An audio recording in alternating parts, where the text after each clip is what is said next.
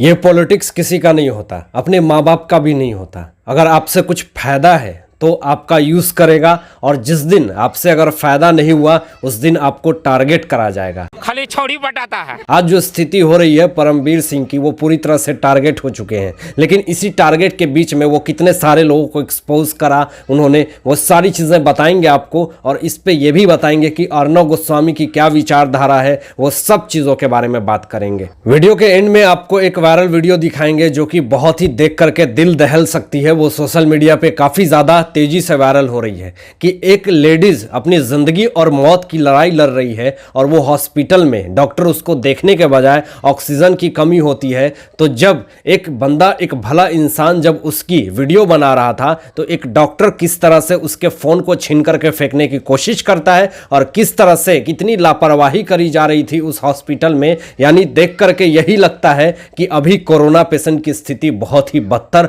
और बहुत ही बुरी स्थिति हो चुकी है।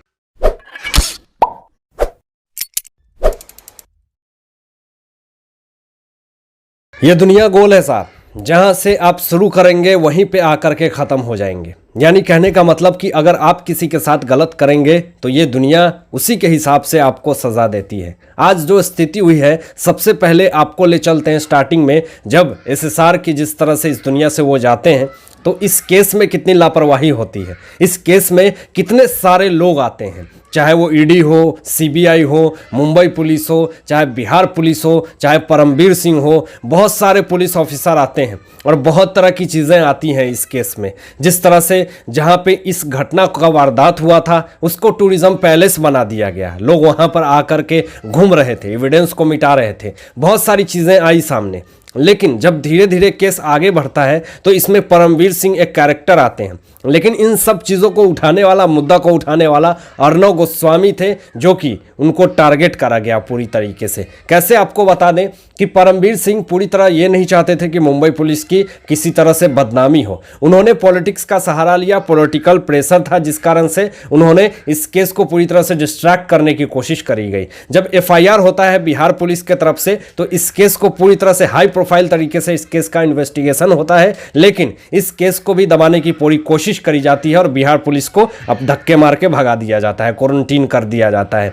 बात आगे बढ़ती है, जब 4 नवंबर 2020 की बात है, जब अर्णव गोस्वामी के घर के बाहर 6:30 बजे जब 40 पुलिसकर्मी AK-47 खड़ा लेकर के और सचिन वाजे के साथ जब इनकाउंटर स्पेशलिस्ट जब बाहर आते हैं और जिस तरह से अर्णव गोस्वामी को अरेस्ट करके ले जाते हैं, तब जाकर के आपको बता दें कि जो चाय बिस्किट खाने वाले पत्रकार लोग, बरखा दत्त जैसे लोग ये ट्वीट करके कहते हैं कि अब इसकी अरेस्ट पे मुझे अब आइसक्रीम खाने का मन कर रहा है। ये कैसा बयान हो गया, ये कैसे लोग हैं। बरखा दत्त के बारे में आपको बता दें कि ये ऐसी महिला है, ये ऐसी पत्रकार है जो कि पाकिस्तान के बहुत बड़े बड़े टेररिस्ट इनको फॉलो करते हैं। आप समझ जाइए कि इनकी क्या सोच और क्या विचारधारा, क्या मनोकृति होगी इनकी। अब आपको बता दें कि जब अर्णव गोस्वामी ने अपने शो में, नाम तो नहीं लिया, लेकिन उन्होंने कहा कि जब मैं अरेस्ट हुआ था तो कहां है वो लोग जो ये कहते थे कि मुझे आइसक्रीम, चाय बिस्किट खाने का मन कर रहा है अर्णव गोस्वामी की गिरफ्तारी पे। उन्होंने ये कहा जवाब में, अब धूल खाओ तुम लोग, आइसक्रीम तो नहीं मिलेगी। तो अर्णव गोस्वामी ने बहुत ही अच्छी तरीके से जवाब दी,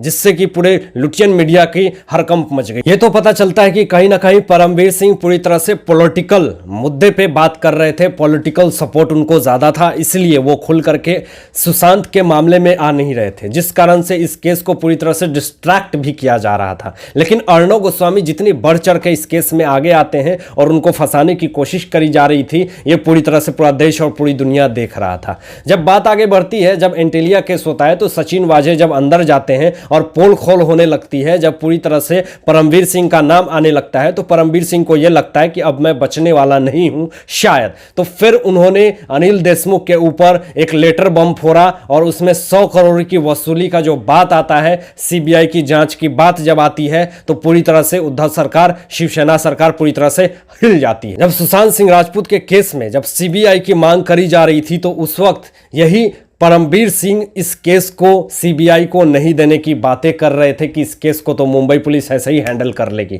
लेकिन आपको बता दें कि इस केस को हैंडल करने की तो छोड़ दीजिए, एफआईआर तक भी दर्ज नहीं हो पाई थी। लेकिन जो इंसान सीबीआई की जांच से मना कर रहा था, आज वो खुद सीबीआई की जांच की गुहार लगा रहा था कि सीबीआई की जांच करो अनिल देशमुख के खिलाफ। जब ये सारी चीजें पोल खुलने लगी कि 100 करोड़ का जब मामला सामने आया तो पूरी तरह से धमकियां मिलने लगी परमबीर सिंह को। आपको बता दें कि कुछ वहां के बड़े बड़े पुलिस अफसर जब परमबीर सिंह को यह कहने लगे कि तुम्हारी जिंदगी बर्बाद हो सकती है, चुपचाप अपना जॉब करो और ये जो काला चिट्ठा तुम खोल रहे हो इसमें तुम अंदर जा सकते हो, तो ये जो रिकॉर्डिंग है वो परमबीर सिंह ने सीबीआई ऑफिसर को धरा दिया जो कि अनिल देशमुख के केस का इन्वेस्टिगेशन कर रही है। उसके बाद पूरी तरह से सत्ता, पूरी तरह से माहौल पूरा तरीके से गर्म हो गया। अब उद्धव सरकार का ये सामने आया है कि इनके ऊपर एफआईआर कर दी गई है। अब सवाल ये उठता है कि पूरी तरह से परमबीर सिंह इसमें पूरी तरह से फंसते हुए नजर आ रहे हैं। लेकिन सवाल यहां पे ये उठता है कि जब परमबीर सिंह को पता है कि पॉलिटिकल किसी का नहीं होता है, तो आज कहीं ना कहीं अर्णव गोस्वामी भी ये चीजों को एक्सेप्ट करें और कहे भी, और उनके फैंस लोगों ने भी सोशल मीडिया पे कहा कि अगर तुम्हारे ऊपर दबाव है, अगर तुम्हें किसी ने दबाव दिया कि सुशांत सिंह राजपूत के केस को भटकाओ या दबाव दिया जाए या फिर एक भी एफआईआर नहीं करा, अगर आज सारी चीजों का पोल अगर तुम खोल ही रहे हो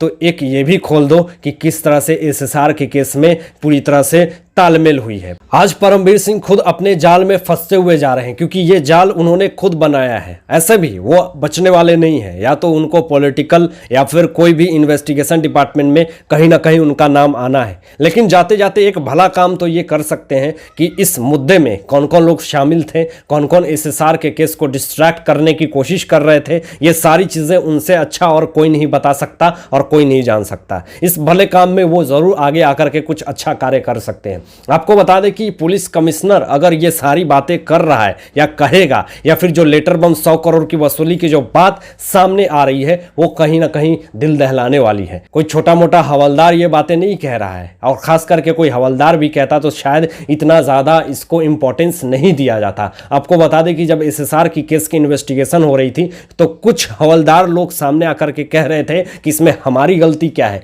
जो हमें ऊपर से ऑर्डर आएगा वही तो मैं करूंगा।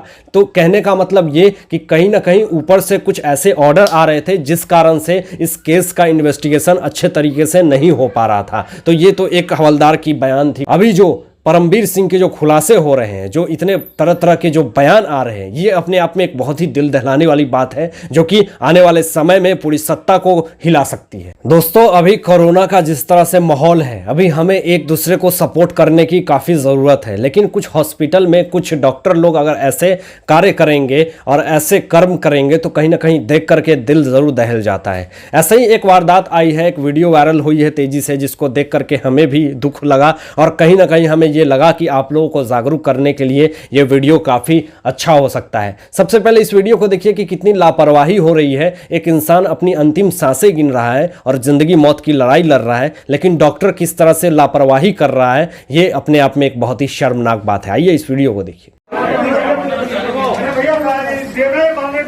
डॉक्टर साहब का काम है। कौन सा? आप मैं पेशेंट के लिए बोल रहा हूँ। पेशेंट के लिए करो। पेशेंट बदतमीजी